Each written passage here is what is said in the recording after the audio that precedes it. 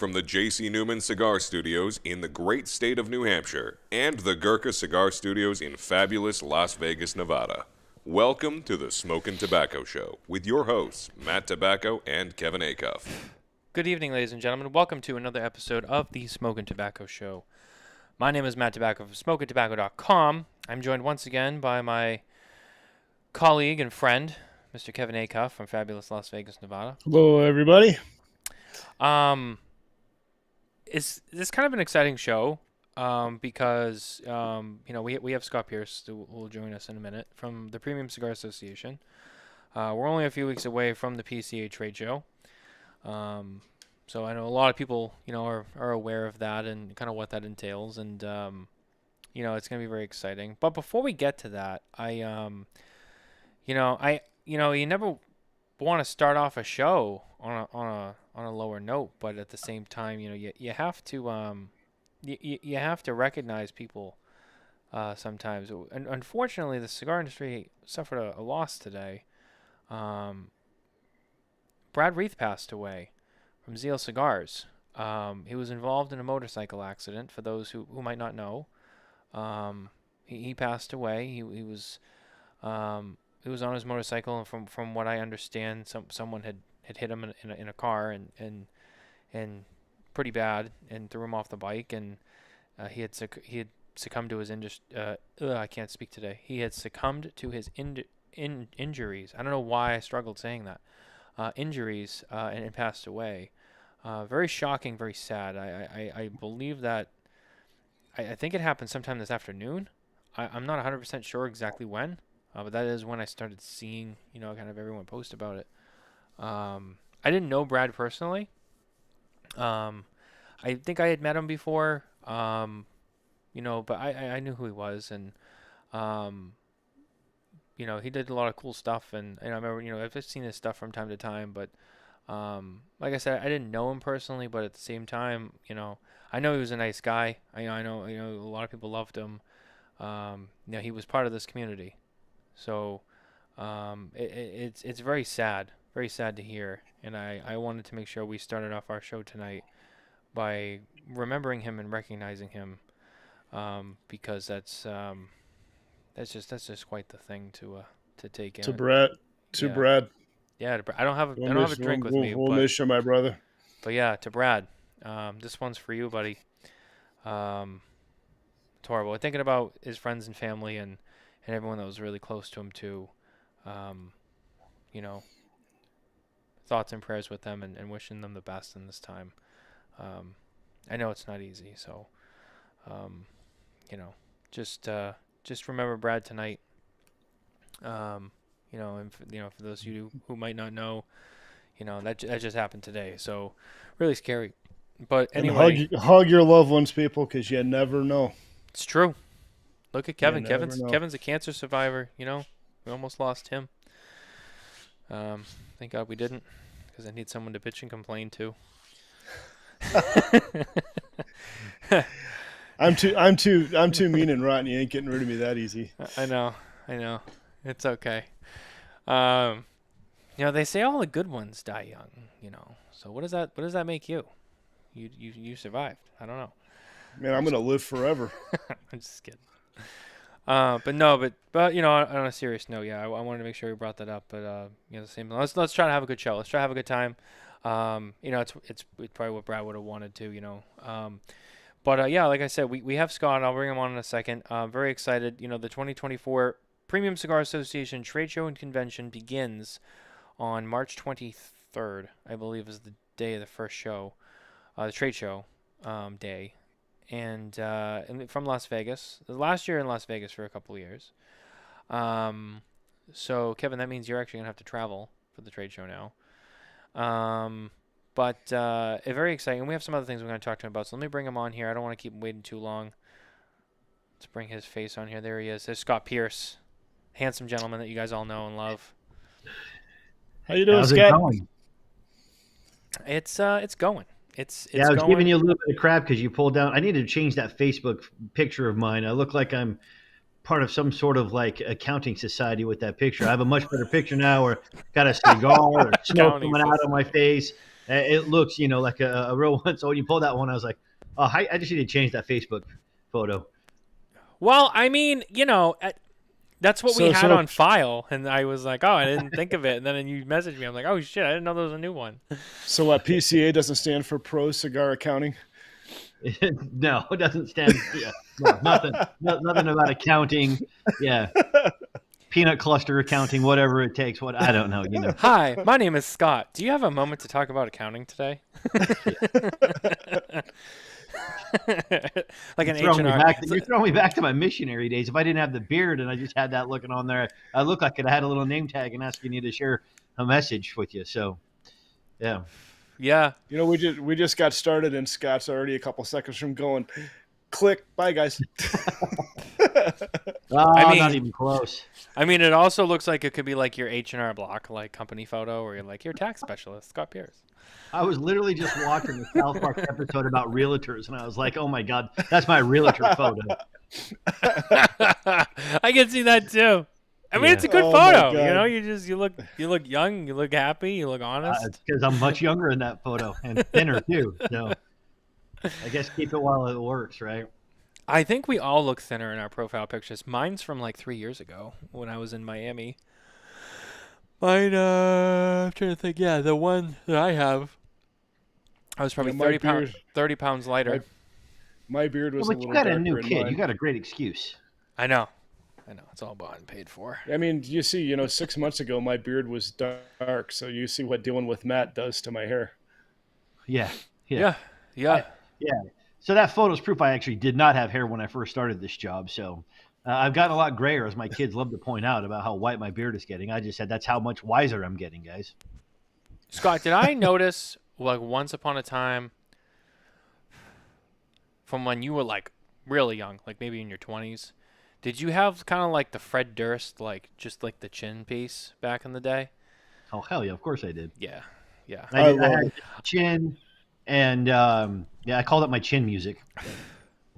A little baseball terminology there. So yeah, now I just tell people that I'm not bald. I'm just taller than my hair, which I think most people have heard me say that at this point. I remember seeing an old photo of you and thinking like, wow, he looks like he could have been like part of one of those bands from like 2001, And the hair that was all the hair I did have left was all spiked up. When I was in high school, I had long hair, man. I was back in like the Metallica days where I had it shaved under here, then it was just really long on top and everything, and down to like right here. And so when I graduated high school, my mom and my sisters put together like a nice little scrapbook, right? And so they found a photo of me right after football practice where I'm all sweaty. I hadn't shaved and everything else and stuff. And then I had my long hair. And they put that in there because they're like, we want your future kids to be able to see this little mug shot that you have so that when they want to do all the stupid shit that you did, then we've got photographic evidence that they're allowed to do some of that stuff. Yeah, I've got to dig some of my high school pictures out because like I had like the big like Def Leppard like permed hair and stuff up top, and then down the back it was actually past my waist. So, I mean, it was insane. Are you serious? I didn't know Yeah. that. Wow. Oh yeah, I had the full on like glam metal hairdo. That's awesome. So Scott, Yeah, how old are you? You were high school what, like in the 90s? Yeah. And Kevin, you're like more of an 80s high school. Yeah, I graduated in the 80s. Yeah. What a difference, What did you graduate at? 2015? 2012. 2012. Yeah. Just a baby. Not too Stop far away. joking. Oh my god. You are a baby. Yeah. He is yeah. a baby. The joke's Why don't you on have all you. your You weren't hair? that far off. I actually am literally old enough to be his dad. Yeah. No, he is. So am I. And Coop could be my grandfather. No, I'm just kidding. I'm just kidding. Coop's younger than me. I know. What I should have said is Jose Blanco. Jose Blanco is old enough to be like my grandfather, my great grandfather. I don't know. No, Jose Blanco just needs to be your personal trainer.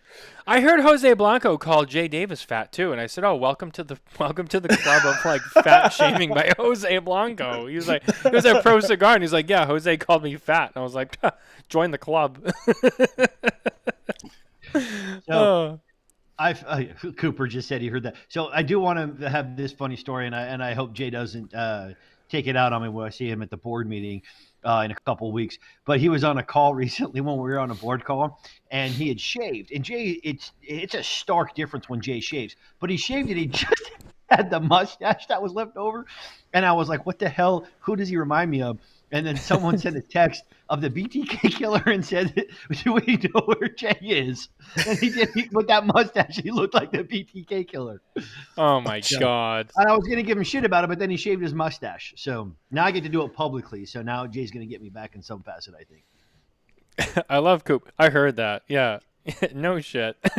I know he's listening. Coop, the feedback I got from Pro Cigar is that you were like the celebrity down there. People coming and getting your signature and wanting pictures with you.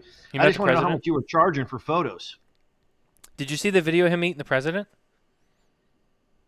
Yes. Yeah. Where you got all excited? That's like an all-time Coop classic right there. I don't think I've ever seen Coop so happy. I was like, damn, that's probably... I remember watching it, and I kind of laughed because I was like, oh, that's funny. But then I was like, I don't think I've ever seen Coop that happy before. I'm like, wow, this is quite the day for him. What a night. He goes from, like, being there, which in itself is awesome, meeting the president of the Dominican Republic, which is pretty impressive. And then he gets on a private flight with Michael Herklotz to fly back to Miami, or wherever they went to in Florida, for the Great Smoke. I mean, that's an eventful, like, 12 hours right there. I mean, good for him, you know? He's living. I also get to give Herklotz shit about the private flight then. Yeah. I mean, well, you know, they're living their best life, but... Just when I thought Herklotz couldn't get any more bougie. I know. He was with us last week on the show, and we talked about it, and we had our wine. It was quite the show. But did he call it juice? Kevin, did he? That's a good question. I don't even know. Did he call it juice at all? He referred to a certain kind of wine that he said it would taste like grape juice, but I can't remember. He did not refer to what we were drinking as juice. Not in the general sense. We were up there at the townhouse before it closed. We had lunch with him, and he busted out a bottle of wine, and we're drinking, and he goes, "It's good juice. That's good juice." You're smelly. That. Yeah. Well, I mean, he called the president of the DR bro, so I mean, I guess you could call wine juice. That seems to kind of like run the gambit of what he would do, right? Yeah, that's fair. Yeah. We love Michael. We do. We love him to death. But his time was last week. This time it is Scott's turn. So, Scott, you've been on this show several times. Welcome back. It's always great to have you on the show. Thanks for having me. Most of the time, obviously, yes, we have you on to talk about the trade show, but also while you're here talking about the trade show, it's also nice to talk about some of the other stuff that the PCA is currently doing. Yeah. Last year we had you on. I think we normally have you on before the show. I think every time you've been on was like before the show, I want to say. So I'm trying to remember. I don't know if we talked about. No, we couldn't have on the meta ruling from last year because I think the actual decision came down after the trade show, didn't it? I'm trying to remember. The vacation, yeah. So the vacating of it. So the previous year we got the ruling and then the decision to vacate. So two different instances. So yes. Right. Yeah. So we didn't talk about the vacation on that, which we'll probably get into, and then as well as I know that the FDA has filed an appeal. We'll get into that later in the show, but just as a teaser for those, we're going to talk about that stuff as well. So before we get too comfortable, before we get too into any discussions, let's talk about what we're smoking and what we're cutting and lighting with. And let's start with our good friends at 2guyscigars.com. That's right, the number 2, guyscigars.com. That's the place to go. It's the only place to go to find an amazing selection of cigars and cigar accessories from the cigar industry, featuring all of your favorite brands in one place, the number 2, guyscigars.com. Scott, you are joining us as our guest tonight, so why don't you enlighten us with what you're smoking? All right, I guess I should. A good thing I didn't toss the band, but I am smoking the PCA from Crowned Heads. It's one of my good go-tos. I actually normally will smoke this earlier in the day. PCA, okay. So it's here, right? Very delicious. I like the first, version of this when they released it at the show, but the subsequent ones, this one's got a little bit of a thicker ring gauge on it. Really like the depth of flavor in this cigar. Like I said, I normally smoke heavier ones earlier in the day. but I figured I'd go with this one tonight after chowing down on some pizza here at the office before I jumped on. Ooh, pizza. There you go. That'll punch right through the pizza on the palate. Exactly. Yeah, good old Andy's Pizza. It's been a national winner for pizza, and it's a local one here. In fact, Lisa Cox, who works for us here, runs the trade show.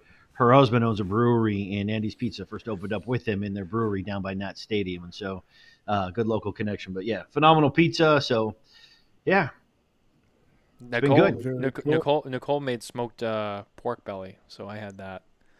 Oh, that sounds delicious. I really don't like both of you right now. Yeah. So Scott, my, I haven't you got want to a have juice dinner diet yet, right so- now, Kevin? What's going on? Scott, my point being is I also had a very heavy but fulfilling dinner as well. So I'm very excited to smoke a cigar right now, to say the least. See, Wednesdays for Barb and I is the diet control salad night. So we will have salads after the show. I was gonna say tonight's salad night at the Acuff household.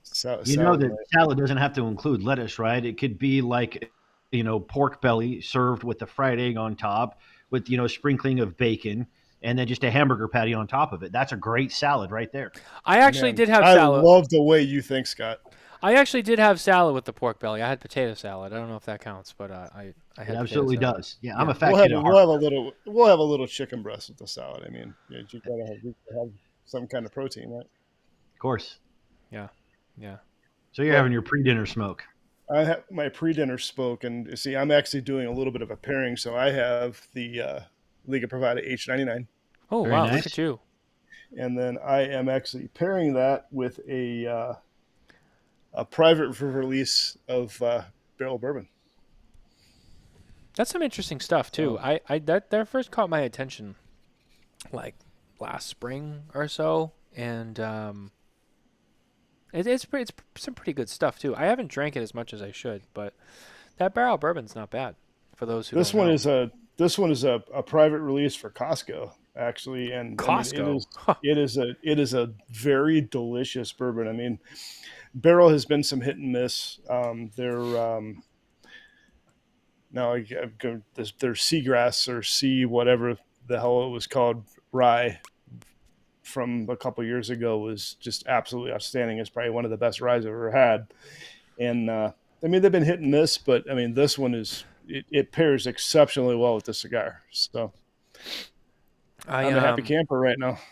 I have to say, well, first of all, let me talk about what I'm smoking, and then let me go back. I am smoking a Angel Cuesta Toro from J.C. Newman. That's right, our friends at J.C. Newman. Lighten up with them tonight. This cigar is fantastic. This cigar has actually been, this is from a box that's just been sitting in the humidor for quite some time, and I must say these have aged exceptionally well.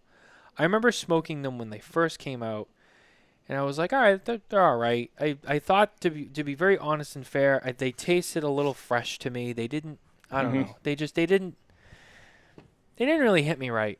And, I didn't love them, if I'm being perfectly honest. And Kevin, I think you kind of felt the same way when you smoked them. However, yeah, agreed. Yeah, however, I grabbed this because I'm like, well, it's been a while. These have been sitting for a while, and they have aged very well. This is a much better cigar, much different cigar than the first one I smoked over a year ago. So now I'm like, I'm gonna have to revisit this a few more times because it's. I'm really, really happy with this cigar tonight. My quick wonder of cigars. What was that? That's the beauty and wonder of cigars.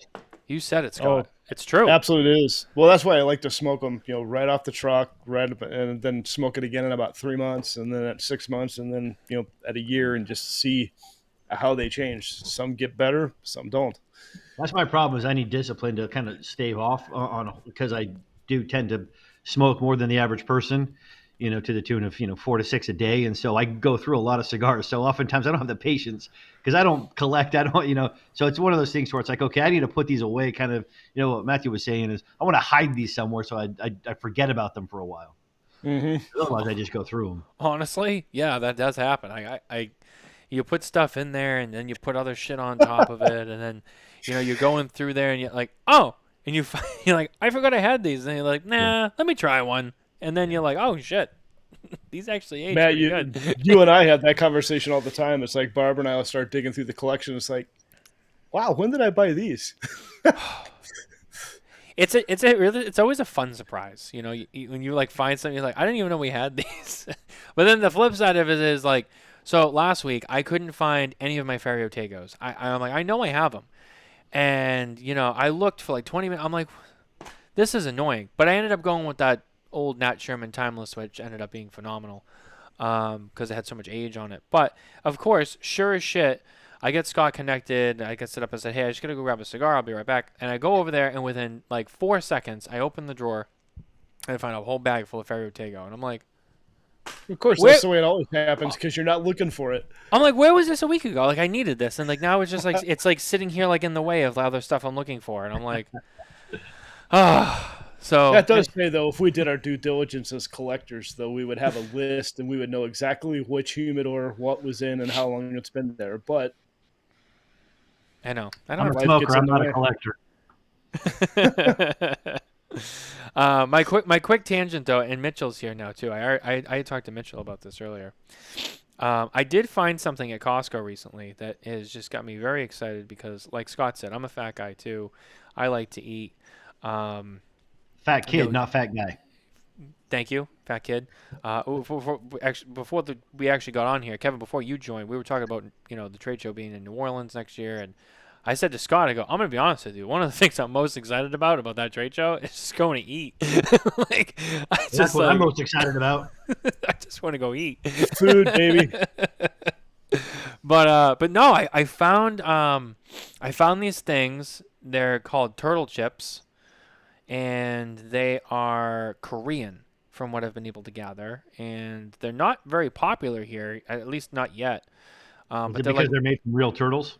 No, they're just they're kind of like shaped shell-like, but they're churro. They're like, well, I guess they make different flavors, but these ones are churro flavored, and they're very thin, like layered. It's kind of hard to explain, but like these little bite-sized things, and they're like cinnamon chocolate, and they're very like wafery and airy, and they are delicious. And I found these at Costco, and I go, oh, these look good, and I grabbed them. And then the other night I was watching TV, and I said, let me open those. And I remember opening the bag, and I looked at Nicole, and I was like, oh, these are good. And then Nicole was like, you're gonna have to hide these from me. And I'm like, I gotta go back to Costco and buy two more bags. I mean, this is ridiculous. So that's my Costco find for the week. Anyone who follows the show knows how much I love Costco. It's my secret obsession. Oh, we love Costco. Oh, I'm obsessed with Costco. If you've ever seen that movie The Watch with Ben Stiller, and he's like the manager of a Costco, and he says in that movie, he's like, we got everything you need under one roof. It's true. If there was ever some shit going down, I'm going to my local Costco, and I'm barricading myself in there. So, because I get everything I need, so, For a decade. Yeah, I know. You buy in bulk. It's the only way. From birth to death, they've got diapers and coffins. You're set. It's so true. We buy all the diapers there. We buy the wipes there. We buy the formula there. Like, we buy it all there. You're stupid not to. With the amount of how much you go through that, yeah. Especially Kirkland brand. I heard someone talking about like Kirkland brand the other day, and it's like, it's amazing. Like the Kirkland brand stuff. Like, don't be a brand snob. I'm telling you, you're doing yourself a disservice if you don't buy the Kirkland brand. You're getting like 3 times as much for a third of the price, and a lot of times it's even better than the name brand. I'm just because it is the name brand. It just has Kirkland on it. I know. It's ridiculous. I love Costco. Anyway, I could spend the whole show talking about that, but I don't want to do that to Scott. So that's my tangent for this week. I appreciate that. Really quickly, once again, we are cutting and letting our cigars with none other than ST Dupont products. That's right, featuring the Biggie Flat Flame Lighter. And as always, I have my line 2 with me from ST Dupont. Shake up the legacy with ST Dupont. There you go. Let them ping. Let them ping.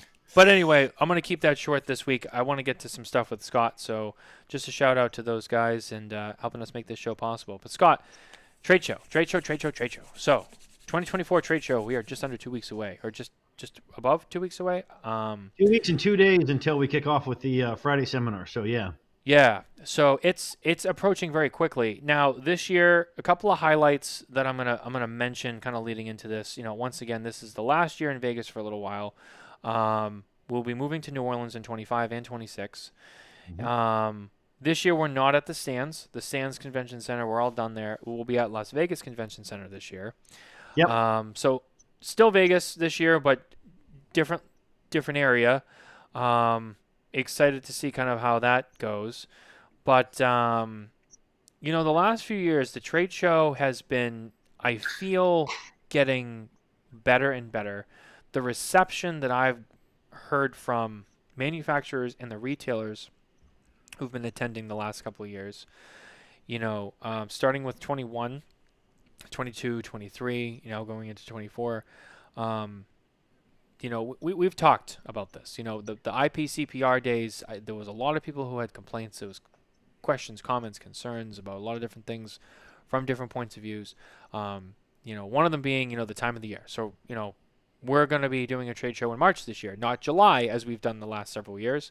We're yeah. So now we're going to the spring, which I know which is something I know that you guys, we're hearing a lot from people, like, we don't like July, especially don't like Vegas in July. We don't like, I know there's a lot of retailers saying we don't like leaving our stores in the middle of the summer, which is our busiest time.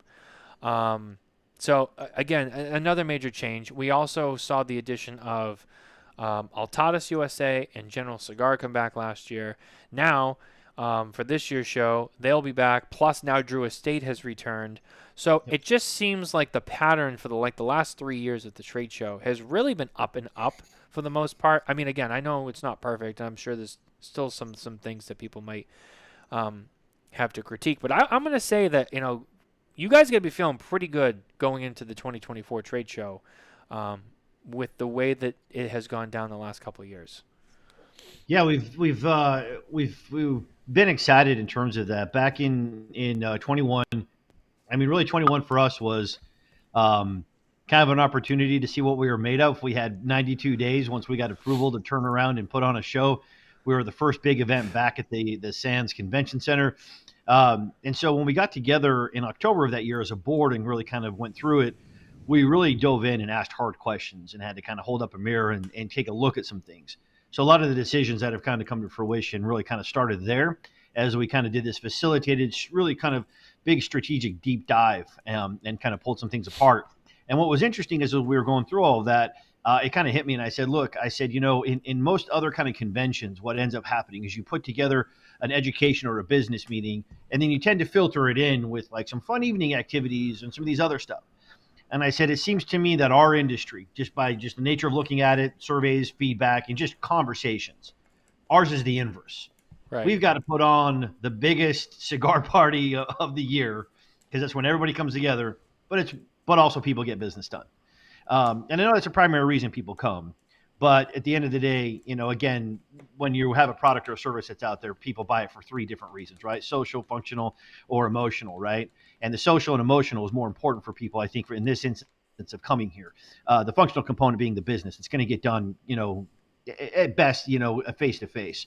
So that's the way we've kind of been trying to design this and elevate it to do different things year in and year out to create more of that family reunion. I know that phrase gets used often. I don't want it to become a pejorative here, but really ultimately is to kind of continue to create that feeling of being excited to come, what excites what I like to call it cigar nerds to come out for this. So I think you've seen that and okay, let's refocus the education. And thank you to Carlito Fuente and Jose Blanco for helping kick that off in 2022 when they said, hey, let's go back to doing this seminar that we kind of did. And you guys saw the line that went all the way back in. And we're that waiting was awesome. to get in, right? Yep. So that they really kind of spurred that aspect of it on, and we saw the reaction. So we're like, hey, let's give the people what they really want. And so we continue to do more of the blending seminars for people to kind of get more kind of inside what the cigars are being talked about, and it presents a great opportunity for manufacturers.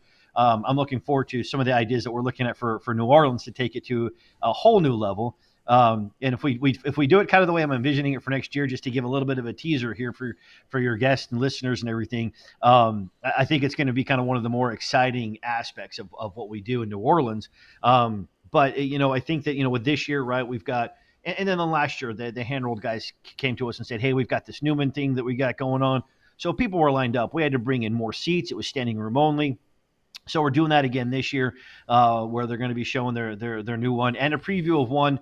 I've started to work with them on doing retail stories. I said, look, we're a retail organization. I said, I think projects for us, instead of kind of talking about the manufacturer story, which a lot of folks know, which is still great, which is, fantastic. But we want to tell retail stories around the country and why these retail shops are such important fixtures within communities and what they provide and why people love being able to have these lounges in these cigar stores. And so we did an event down in Tampa with Borshowitz. We had a comedian come in, Bobby Kelly, and do an event there. And then we got some footage. So they're going to, I think, do I don't know, like a 3-5 minute sort of preview of what that is. And we're going to continue that project as we go forward to next year as well. But I mean, look, we've got La Aurora doing a pairing, right, with their rum and the cigar. We got Nick Melillo. He's going to come in. He's going to do a Connecticut seed, deep dive and go through and have a cigar there for people to smoke. And, then we've got a Padron keynote. We're going through stuff and then we're going to, have a couple hundred cigars that Padron is looking to do. And then we've got this phenomenal panel leading off to our opening reception with Ernie and Tim Oskiner and John Huber, right? So, I mean, as a consumer, I oftentimes put myself in this place. I'm like, look, I'm a cigar nerd. I want to listen to all of these things. And that's really what this is all built around. And so I think that those that really love this stuff are going to have a phenomenal time. And so really looking forward to that. So I think it's a really long drawn out answer of how we've kind of reframed the strategy of the trade show. And happy hours and games and fun and different elements that we do on the show floor to enhance the experience for folks, it seems to have been well received. And so we're building on that again this year. And last year we had a golf simulator on the show floor. This year we're building it's either a 6 or I think it's a 9-hole putt course. We've got a spirits pavilion with a handful of spirits that are going to be there. And a couple other things too that we got going on. So there's a lot of different elements to the show floor this year to help kind of keep it going on. Meaning, in terms of the spirits, like, do you have people from those brands like bringing their salespeople like to the trade show to? Yeah, their companies have booths. It's a small start because it's the first time we've ever really done this. Yeah. And so you can imagine like a lot of corporate alcohol companies when they're looking at it, they have a corporate structure, and when they start determining large corporate relationships with the tobacco industry, it tends to have to go through a little bit. And because the cost of doing it at the stands was so prohibitive, it was kind of taking a while. So we said, hey, let's start it this year and we can kind of build it up to something a little bit bigger and better in New Orleans. And so we got a handful of great companies. Uncle Nearest is doing something big. They'll be involved in the opening reception as far as some drinks are concerned there. And then we've got, the Jimenez rum. We've got Florida Cognac. So it's going to be a good time there for those, so people can go get 1 ounce samples and things like that. So then we have a whole new program kind of built out. We got rid of the last half day, which a lot of people kind of complained about. So it's 3 full days. So, we're going to cram a lot of business in, but on Sunday, we're also doing this brand new, our inaugural awards reception. We had a bunch of retailers send in their stores. So we had, good rounds of judging and consumers and everybody else on social voting. So we'll have that award ceremony on Sunday night. People can come and get some cigars and a couple free drinks and then hang out, do the awards. And so we got a lot of good stuff that's going on. Yeah, no, it sounds like it. I mean, one of the biggest things I'll say, it seems to me with this current regime, you guys have really listened to the questions, comments, concerns, and Big time. And you've really put the effort in to respond to that feedback and not just say, "Oh, well, thanks for letting us know." You've made an effort to make. And while there's a lot of changes that I think not everyone has loved, I think that almost everyone, regardless, understands and respects it. Like, you know what? They're trying to do something different. They're trying to better the organization, which at the end of the day is what's most important, because the organization as a whole, always needs improvement and always needs to be doing, better things to help itself, which, again, and I love to bring this up, especially when you're here, Scott, is, the PCA is not a trade show company. It is a government organization that helps, with cigar rights and legislative stuff. The trade show is a byproduct that, helps fund that and helps put that together. But any way you can strengthen the trade show, in turn, then strengthens everything else. So it's kind of like a a domino effect, so to speak. So, the fact that you put so much energy and effort into making that better to help make everything else better, it's just, that's what we want to see, right? So I want to just say, I commend you guys on doing such a great job, year after year, being innovative and trying to do different things. And in the last few years, yeah, it's been pretty exciting trade show. What you had just mentioned, Matt, that's actually one thing that really was noticeable to me at the opening conference. The basically the opening press conference last year was, you start the conference off with quite a few legislative wins for the industry, and that gives the retailers and the manufacturers and everybody in attendance, it gives them firsthand look at what PC actually does and how important and crucial it is for the support of the industry. So, and that just, in my opinion, that created a vibe, like an uptick and a very positive vibe to kick off the trade show, and it kind of carried all the way through. Oh, good. I'm glad there was at least one person listening when we did that. I know that stuff can be dry as we do that, but yeah, I mean, really, ultimately, we a couple reasons, and one, obviously, we want to set the right tone, but number two, we also want to show to the membership, hey, here's where your dues are going, and here's where the proceeds from the trade show are going, right? And 100%. And to your point, look. Full transparency, and I mean, you can obviously pull the financials down because they're public, because we're a nonprofit organization.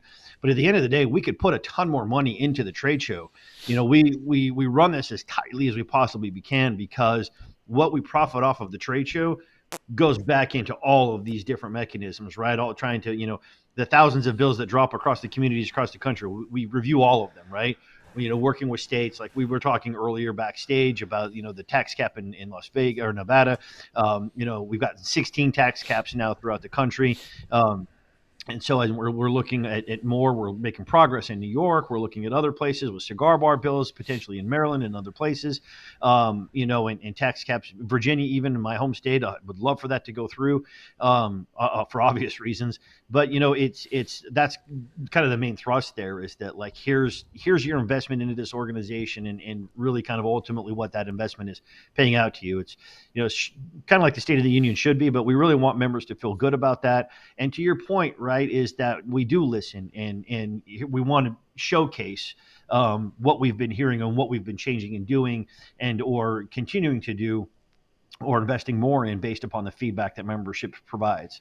And so it's really that aspect of it is a clarion call to continue the engagement as members, because we want it to be a member-driven organization, and let the board kind of take that in, and with me set the strategy and vision for the future direction. And so we've been doing, I think, a really good job. Nobody bats 1,000, but our batting average these days is certainly much higher than it has been in the past. And I think that that's due in large part to a lot of the leadership and the board members being able to take a look at certain things and making some hard decisions.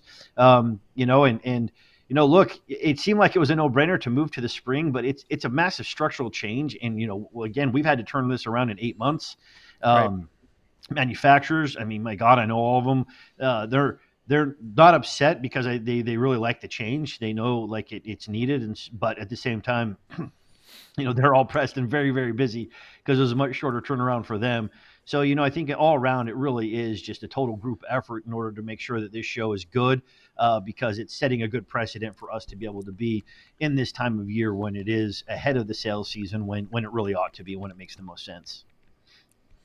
Yeah, I mean, I know that there was a group of people, retailers, that were very enthusiastic about the show being in the spring. Mm-hmm. And, it made comments like, "Oh, this is great. This is so much better for me." Like, I think there was like one or two retailers I talked to who hadn't been, and they're like, "Oh, I'm definitely going to go, because, like, it's so much easier to go in March, like, blah, blah, blah." So I know that I've heard firsthand that there's people who are happy about it. Well, I can tell you that we have almost 100 new members that have never been members of the organization in our database that have joined and signed up to come. Yeah, that's registrations. Awesome. Yeah, registrations, right? Well, that doesn't even include those that have lapsed. And so for those that had lapsed, I mean, it's like 150 to 160 that have either joined new or re-engaged after 3 to 5 years of not being engaged. And so, it's, I think that is a testament to the March timeframe. And I track registrations and booth sales pretty religiously every single day. I look at stuff. And when I'm looking at registrations, we're tracking even farther ahead than where we were at this point in 2016. Wow. So it's in Outstanding. my suspicion is that it's going to be an insane 2 weeks of registrations, because I think people are going to have oh shit, I got to register, or I'm just going to do it on site. Last year I think we had like 120 that were the last week, and then at the show as well.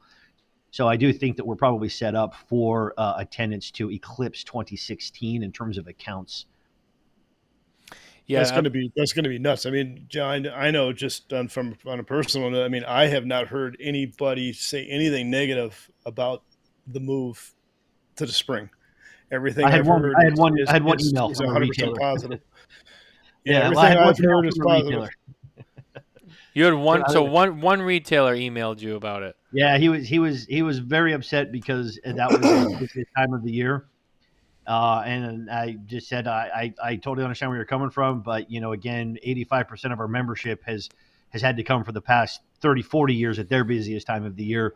And manufacturers, quite frankly, this falls in line better with their sales cycles and what they've wanted as well. So that's why we've made the decision.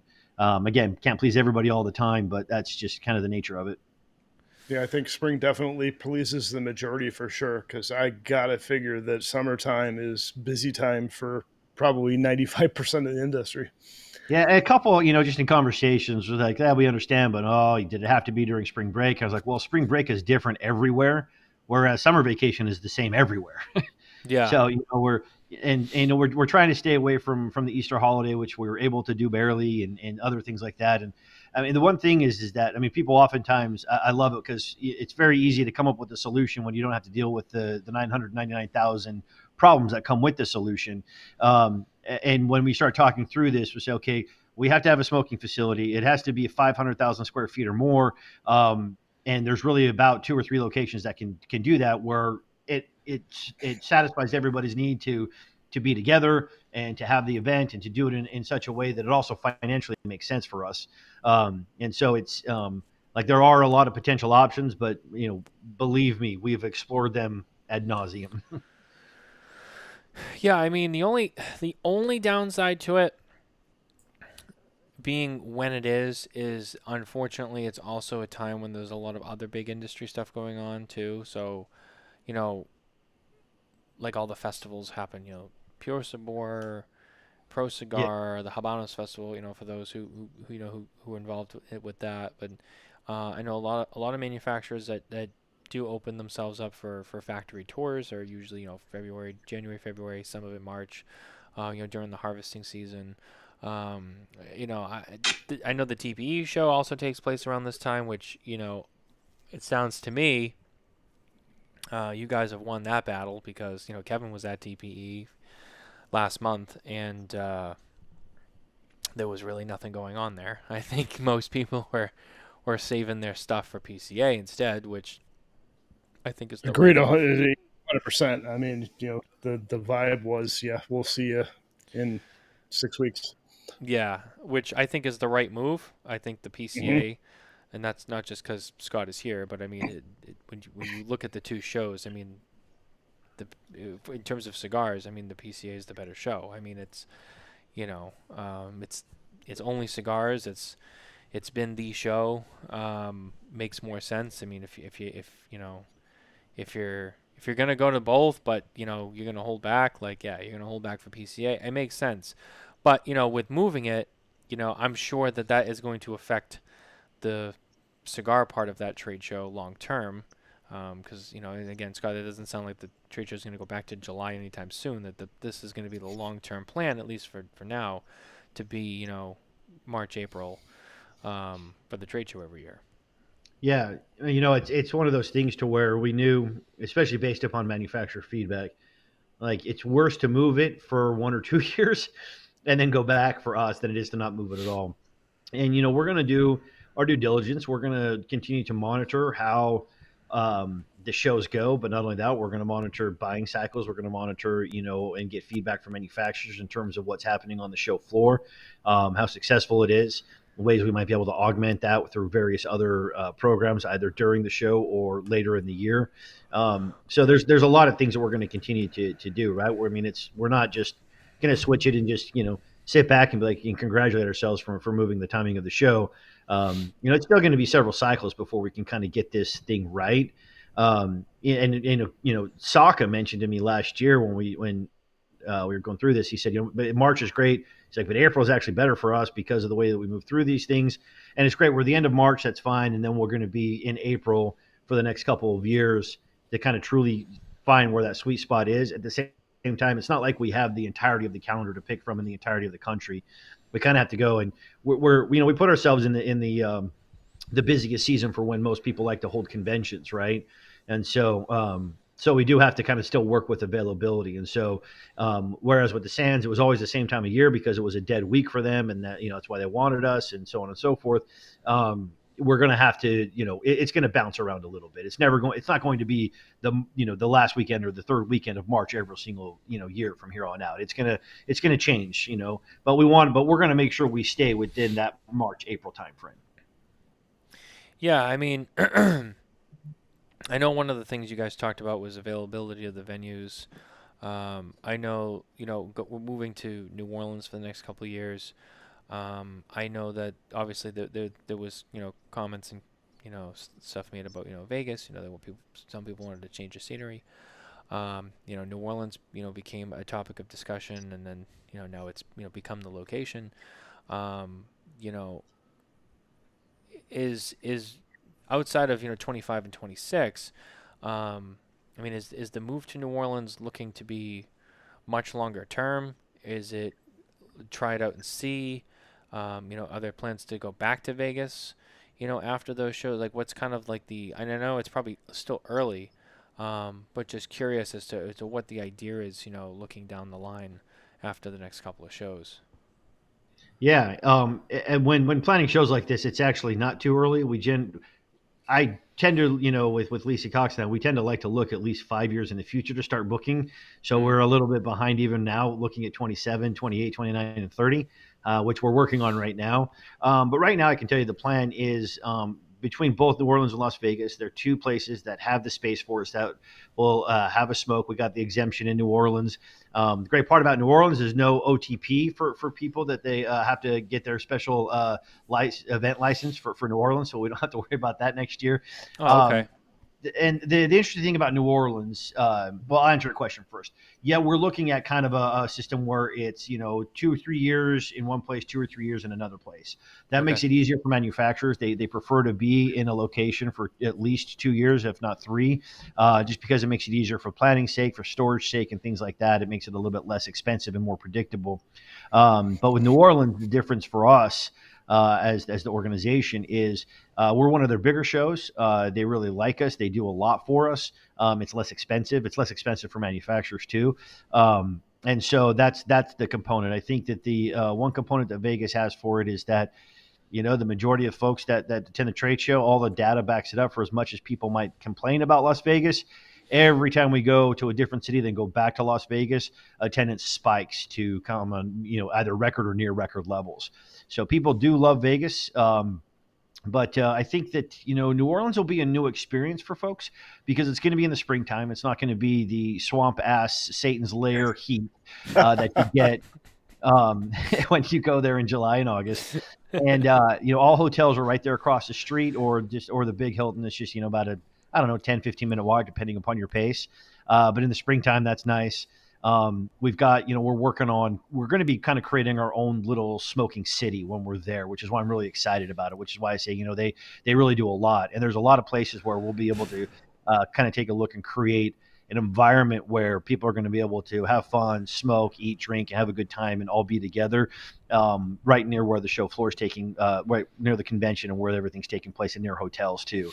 And so we're looking at a lot of different ways. I think that and plus the time that we have to plan New Orleans, I'm actually really excited about what some of the stuff that we're planning and looking to pull off. And I think that even if we do half of what we're planning right now, I think people are going to have a phenomenal time. Plus, New Orleans is a great city. The culture, the music. I know people.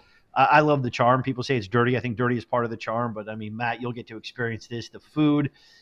in my opinion, in this country is second to none in terms of the local cuisine and everything that you get there. And so we're looking to really kind of capitalize on all of that. Yeah, if you're a foodie, that's the place to be for sure. I mean, just wow. That part excites me probably more so than anything is, being able to go down there and experience that. I've been to NOLA once before, in the off season, and it was really cool, and it was about the same time frame, and it was pleasant down there.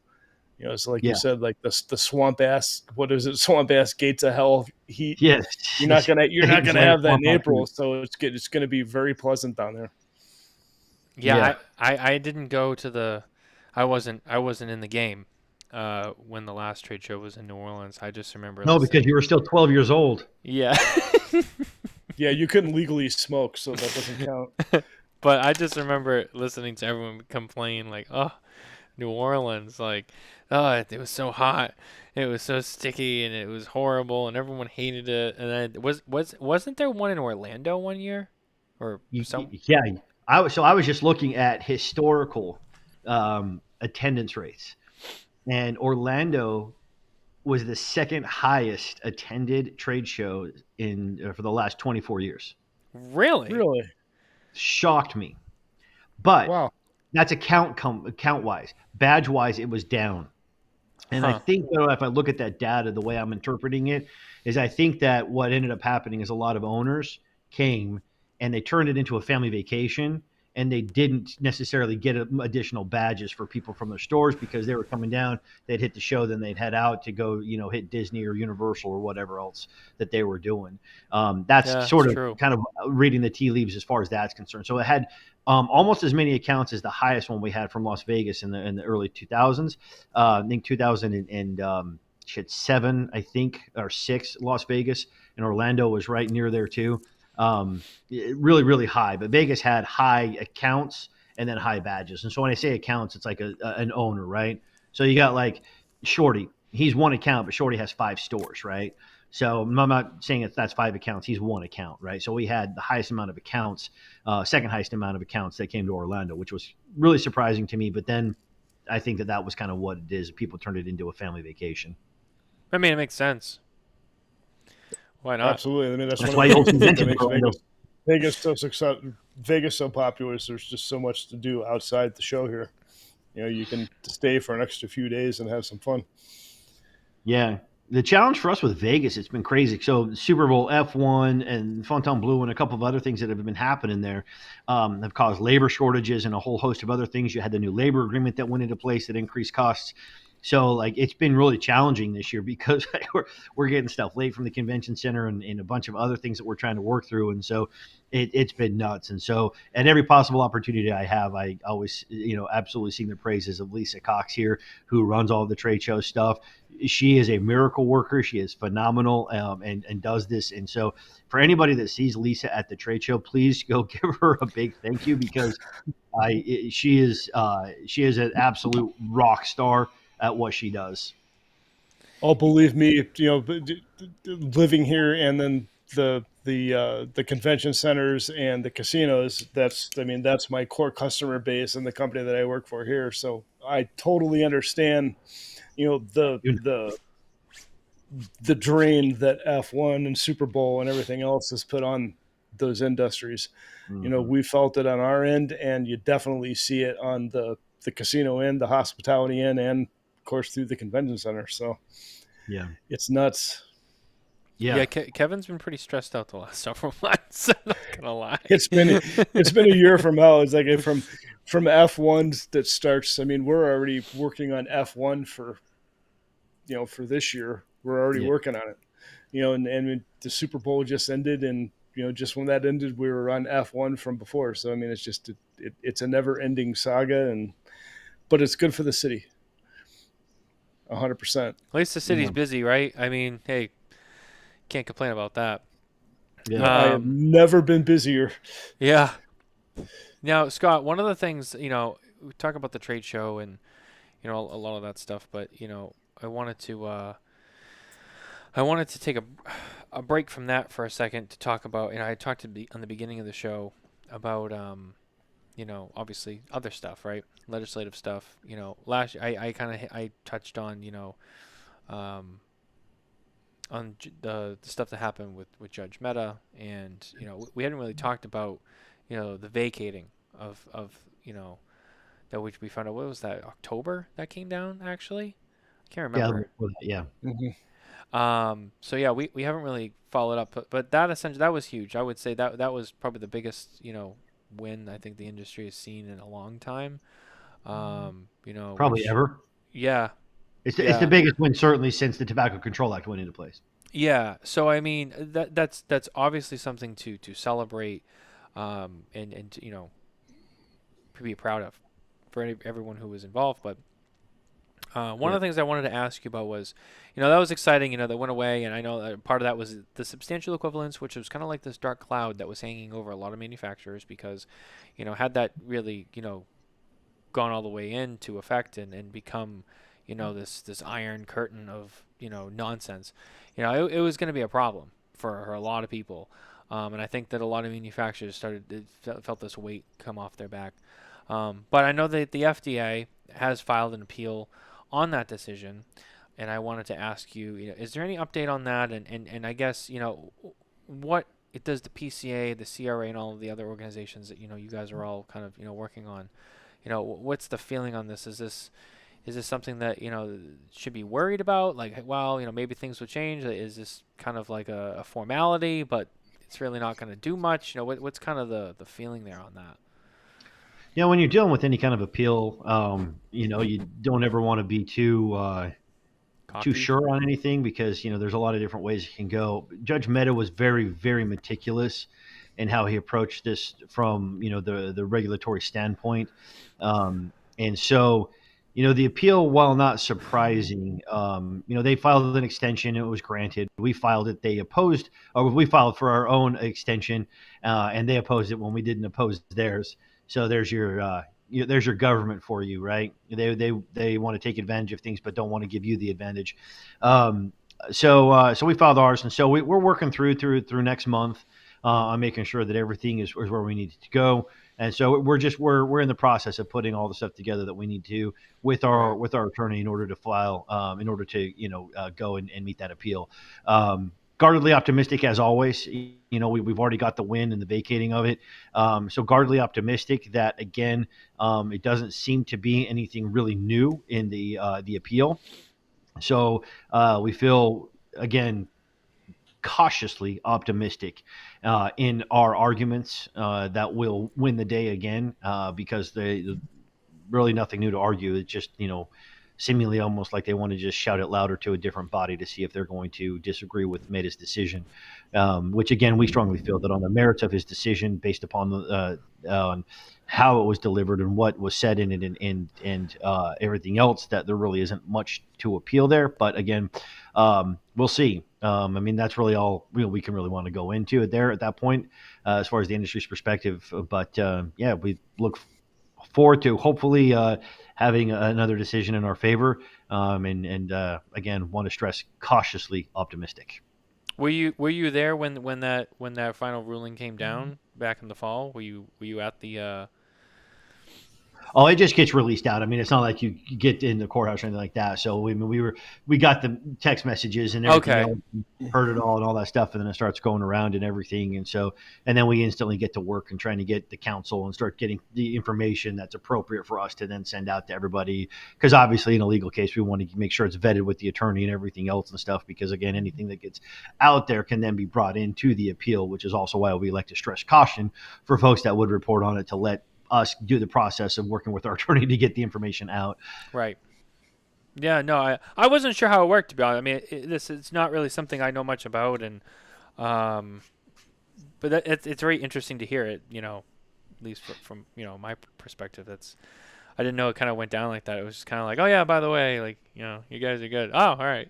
I picture like everyone being in this courtroom and being like, like, no, like a bunch of messages. It would be kind of nice to get the Hollywood courtroom drama where he gathers us back in and he reads the verdict while we're all there. The courthouse is only about a 8-minute walk block away from the office, so it wouldn't be too far to go. But in this instance, the judge writes the opinion and then sends it out, and then once it hits, then everybody, obviously the lawyers and everybody gets the notification and the information.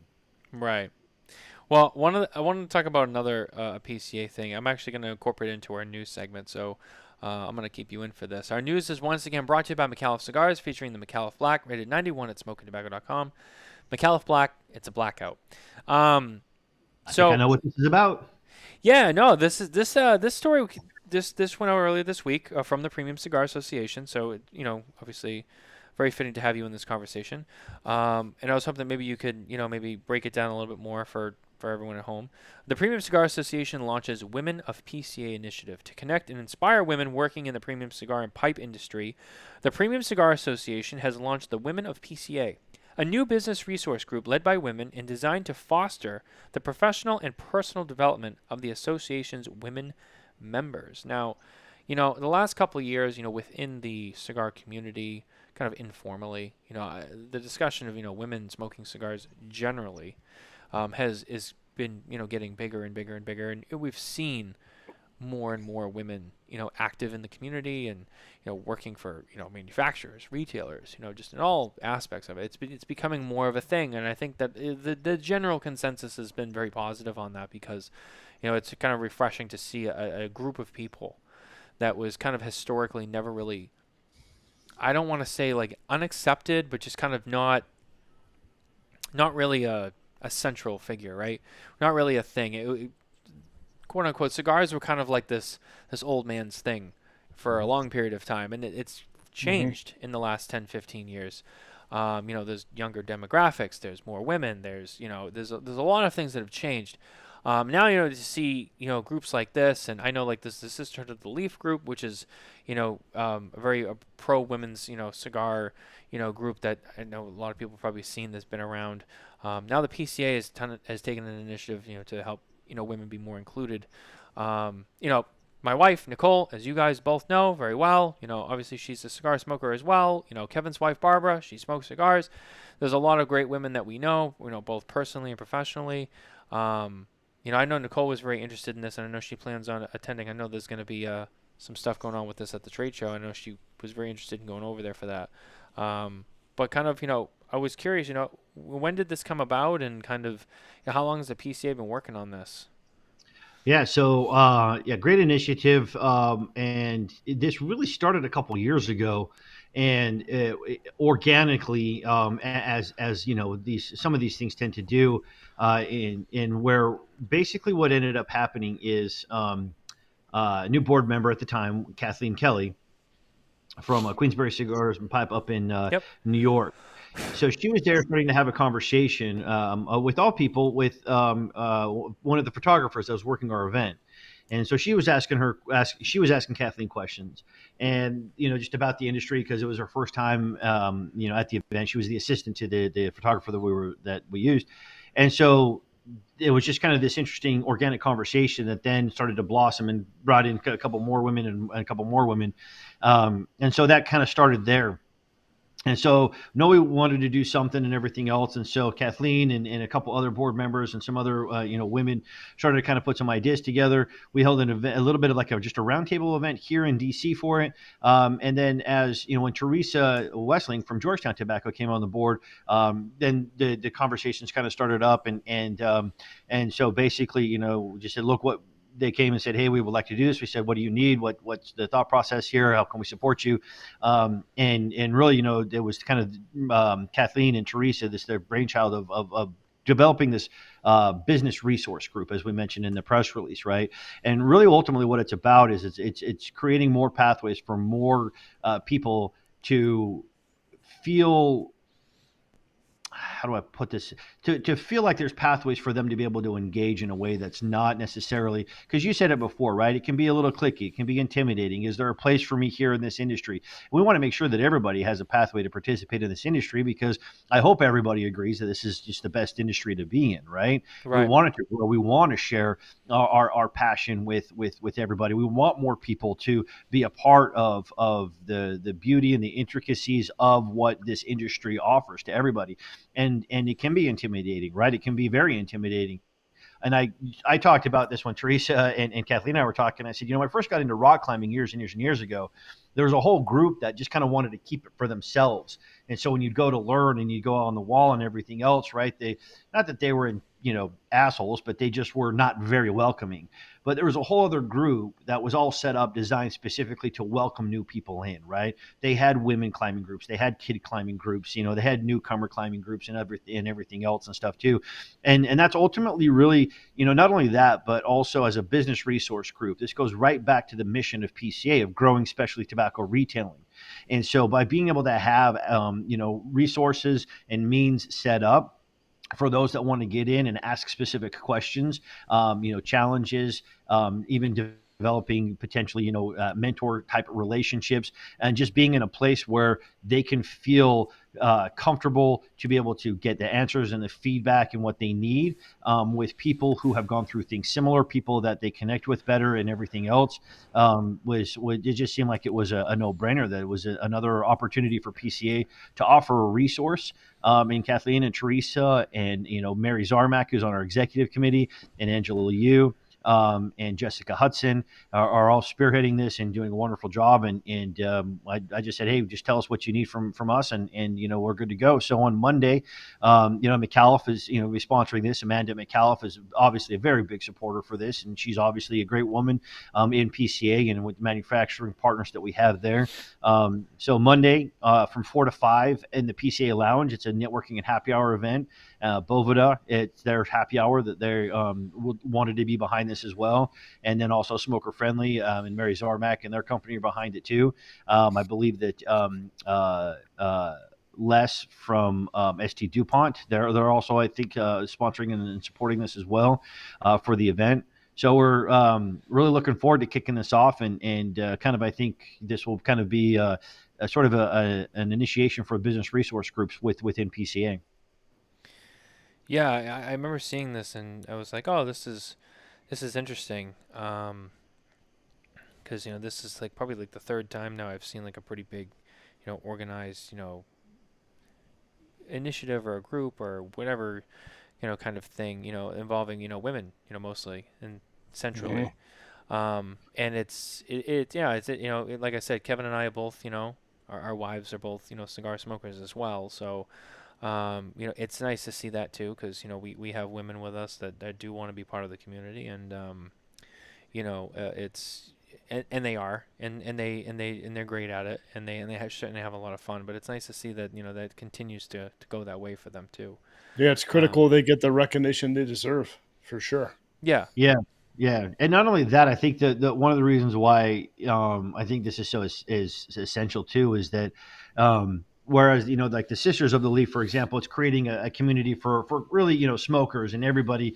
And this is specifically designed to be a means to help those that are in the industry network in some of the unique ways that oftentimes that they would want. Because, it's easy enough for me to walk into a networking event in a cigar environment, because I'm predominantly, most of them are going to, look like me and have, all that component that's involved with it. It's easy enough. We're comfortable around and just talking as men. And sometimes that can be obviously intimidating, especially when you're a group of people who have been doing it a long time. And so that can present some challenges and some of the other things. But as this group is there, that's really set up to help be a mechanism and an avenue for women who want to either get started in this business, want to grow in this business, and want to do more in the business. And so for anybody who, if you're a broker, if you're a manufacturer, if you're a sales rep, if you're a manager at a shop, if you own a shop, this is what it's set up for, is for that, this type of group and environment to fostering sort of that business networking and enhancement experience for women. Yeah, no, I like that. And it's, thank you for kind of separating those two. It makes a lot of sense just when you're talking about how, this is really more towards, industry, personnel and people, mostly. And no, it's true. And, we see a lot more reps and like I said, shop owners or shop employees or just people who are involved with shops that, that help with the business and stuff like that. There really is. There's every day. There's more and more women, and I know a lot of them, and they're great people. I could name off so many, that I love very much because they're awesome people, or I work Same with. here. I work with, with, manufacturers and stuff, with what we do every day. And you mentioned Amanda Micallef, another one. I know she's been very, very active in this. And I know that, Micallef, they celebrate International Women's Day every year, and, with their Magdalia Special Edition, which is coming up. I know that that's happening. I think that's this week or maybe next week. Again, so they, as a company, they've done a lot of stuff like that. So it's, no, it's really nice to see, and I figured, hey, you're coming on the show tonight. This is great. We'll have, bring it up and have you kind of speak on it too. So, and I remember, Nicole saw it and texted me, was like, oh, hey, did you see, about the PCA? And I said, no. And then I looked at it and I said, oh, interesting. And she was like, yeah, like I'm going to go to that like on Monday and this and that. So like it got Nicole excited too, which I thought was, which was really nice when she got that email. So, Awesome. On behalf of Nicole, thank you. Good extend that from my wife, Barbara, as well. Yeah, absolutely looking forward to it. Last year we had a great turnout, and I think this year's turnout's going to be probably double or triple the size that we had last year. I anticipate that the PCA Lounge will probably be chock full of women all there, and that's what we want. I mean, look, this is the bread and butter of this trade show, is being able to bring people together like this, right? You shared experiences, shared stories, learning from each other. That's, it's money you're leaving on the table if you don't take advantage of that, at this type of thing, because there's no other place where you're going to get the entirety of the industry together and truly be able just to listen and learn. And it's funny because I've talked about this, that when we've gotten like boards together or we have events here and we get retailers, they just start talking and they just start sharing stuff. And I've loved to listen to stories about like, oh, this guy pulled a knife on us on our event. We did this, or we did this, or we did this event. And they share funny stories, but at the end of the day, I was like, those are microcosms of what we want to be able to create at the trade show for people, because it ultimately, when you can come together and learn from each other, that's how the industry continues to progress and progress and progress and progress. And we don't want to be siloed. We're too small of an industry as it is. So we want to break down the silos as much as possible. And so that's, I think, an important component for this, is being able, again, this isn't so much of a, because I mean, look, at the end of the day, and we talked with Kathleen and Teresa about this, is that, if we develop resources for women at PCA getting into the business, it's pretty much going to likely be the same for everybody, right? If I'm getting mentorship in terms of how to run a shop, whether I'm a man or a woman, it's irrelevant. It's going to be the same, right? A lot of it transcends sort of that aspect. However, when you're looking at being able to break down the silos, if you're providing ways in which people can participate more, that's the way that we want to break down some of those silos. And so have more shared experiences and more in providing areas where people feel more comfortable to engage and provide that resource group for them. And that's ultimately what the thrust of this is. And, Kathleen and Teresa will be able to speak, I think, a lot more powerfully and eloquently than I can. But that's, again, all of it designed in terms of helping women in this industry succeed. Absolutely. And we fully support that as well here at Smokin Tabacco. So, no, really, really, really something special that the PCA is doing, and nothing but the applause and celebration for it. You guys are doing great stuff. It's like we talked about before the show, like the last couple of years. I mean, like, and I know Coops made this comment too, just, like that this current like regime or leadership or whatever. The last several years, you guys have done so many, different things and tried new concepts, whether it's with the trade show specifically or it's, PCA as a whole or, whatever it is. There's been a lot of things that, you guys have really put some effort into, and this is another one of those things. And, I just have to say, I think you guys are doing a great job. Now, could that change tomorrow? Yeah, and we'll let you know. But jokes aside, no, I mean, you guys have been doing a great job, and this is another great thing, and excited to see it. So thank you for sharing that with us, Scott. I appreciate it. Well, thank you. And just kind of on that note, so I don't forget, for anybody that is a member of the organization, whether you're a manufacturer, broker, industry partner, whatever, and obviously retailer, the first morning of the show, just so everyone's aware, there is no early entry. That kind of created a little bit of chaos a little bit and other things. And so everyone, show floor opens at 10 o'clock in the morning. Everybody gets on at the same time. But with that, we have our morning education sessions. I strongly encourage everybody to go to both of them on Saturday and Sunday. But Saturday, we're doing our association benefits one, and I wanted to talk about that a little bit because we're going to be discussing. Now we've got a webinar, we've put some information out, but we have an association health plan that we're working on building. And what that means is that as a member of the organization, you'd have the ability to get into a big health plan. And the more people that participate, the better options, the better plans we can get, the more we can reduce costs. So this is a way to get, benefits and health insurance benefits for you and for your employees at reduced costs, and obviously help with, recruiting and retaining great employees. The other part to that too is that we'll also be discussing an association 401k plan for you and your employees as well. And then also a recruiting and retention and tools for hiring and things like that too, for job postings and stuff that we'll have. So that's going to be an incredibly important one. So, any manufacturer that's out there, if you're looking for new healthcare or you're looking to add healthcare as a benefit for your folks or retirement, this is appropriate for you as well. Any member organization is eligible for this. So I would highly encourage on Saturday morning at 9 a.m. to be there, because it's going to be a really good kind of deep dive into what we're offering. Well, that's huge and a true game changer for the industry for sure. Yeah. Wow. Yeah, you guys are really pulling out all the stops right now, Scott. There's a lot of excitement leading into 2024 show, that's for sure. Yeah, there is. And I'll be showing a little preview of the new online almanac that we've built. It's really cool. It kind of functions as a B2B kind of the way I'll put it is a little bit more like so it's all live and everything. It's online. So, we printed the almanac for years, and obviously as soon as you print it, a lot of the information is old. And so now it's real time, it's interactive, and there's a lot of different things you can do with it. But I like to describe it as a little bit of a B2B social media type of platform. And so it works really cool in that way, where you can follow companies and do different things. Companies can put releases and information and news and things like that out, but product information. And then there's other things that you can do within that. And so we anticipate trying to build this community out through this platform in future years. So we'll get a preview of that as well. And we'll likely be able to show a preview of the new PCA website that we'll be turning on either right at the show or right after the show.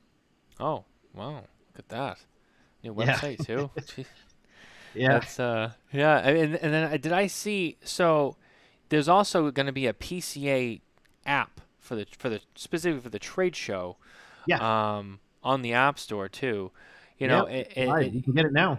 Yeah, I mean you guys are really pulling out the stops on the digital front too. Wow. I'm surprised you got that approved on the App Store. They're so anti-tobacco on there. Yeah, I was very, very, very careful in how I did that. I went through it. I was not my first rodeo when it comes to the apps, and so all the descriptions, it was all about the show and PCA. There was no mention of tobacco anywhere in any of the App Store stuff that they have to approve. Come to the PCA trade show where you can do business with other companies of your industry. Oh, what industry is that? Find exhibitors, yes, all of that stuff. It was all all true, and it's all about what you don't say. Correct. That's right. Yeah. That's right. Yeah. I feel like a lot of people forget that. That's a life lesson right there. Yeah. It's what you don't say. Exactly. But no, I mean, look, I'm watching the time. Unfortunately, we're almost out of time, Scott, and these shows go so fast, so it's hard to cram so much in. Okay. But first of all, I want to thank you once again for being here. I mean, you're always so gracious with your time. I know that a lot of times you're coming in, fresh off of an event or a meeting or something like that. I know that you're a very busy guy. So thank you again for your time, and just excited to see you in a couple weeks at the trade show. It's happening again already. It's crazy that turnaround time from July to. It doesn't even feel like it's been as long as it has. It feels like it's been like 4 months. It's just like we're already going back to another trade show. Tell me about it. Hopefully it feels like 18 months from March of 24 to April of 25. Oh man, it's gonna feel like a lifetime. It's like, damn, when's the last time we did a trade show? Yeah. So my birthday is the week after the trade show, so I'm taking a little bit of an extended vacation after the trade show and taking some time hitting the Grand Canyon and doing some other things. So it'll be nice. Good for you. There you go. Good for you. Yeah, you gotta enjoy the time while you can. Yeah. It's not always promised tomorrow. Yeah. Which But is no, funny because as soon as I get back, I turn right back around and go out to Chicago for the pipe show right after I get back. yeah, see, you're a busy guy. What always Yeah. on the move. Guys, thank you for being here and watching the show tonight with us. Don't forget to like and subscribe everywhere you can find your podcast on all the podcast apps and platforms. And as always, head to smokingtobacco.com for more news, reviews, and updates from the cigar industry and our upcoming 2024 PCA trade show coverage brought to you by Drew Estate. Gentlemen, it has been a pleasure to be on here with you tonight. Unfortunately, we are out of time. That's going to be our show for this week. We'll see you next time. Take care.